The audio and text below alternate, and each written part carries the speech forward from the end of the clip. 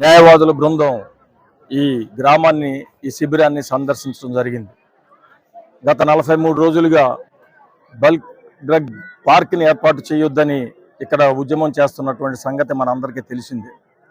ఈ ఉద్యమాన్ని అనేక చట్ట వ్యతిరేక కార్యక్రమాల ద్వారా అణిచివేయటానికి కూడా పోలీసులు చూస్తూ ఉన్నారనేటువంటిది కూడా మనకు అర్థమవుతా ఉంది.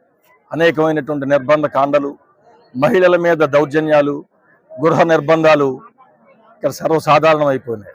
మేము గ్రామంలోకి ప్రవేశిస్తూ ఉంటే మేము న్యాయవాదులు కాబట్టి ఎవరిని అడిగి మనల్ని పంపించారు తప్పితే దాదాపుగా ఈ గ్రామంలో రావడానికి 3 చెక్ పోస్టులను పెట్టి ప్రతి వాళ్ళని మొత్తం పరిశీలించి వాళ్ళ ఆధార్ కార్డులు చూసి కానీ గ్రామంలోకి వదలట్లేదు అంటే నిర్బంధ కాండ ఏ తారాస్థాయికి చేరిందో మనకు అర్థమవుతా ఉన్నది.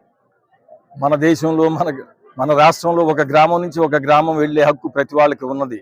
30వ సెక్షన్ ఉన్నంత మాత్రాన ఇతర గ్రామస్తులు ఈ గ్రామం రాకూడదు అనేటువంటిది ఎక్కడ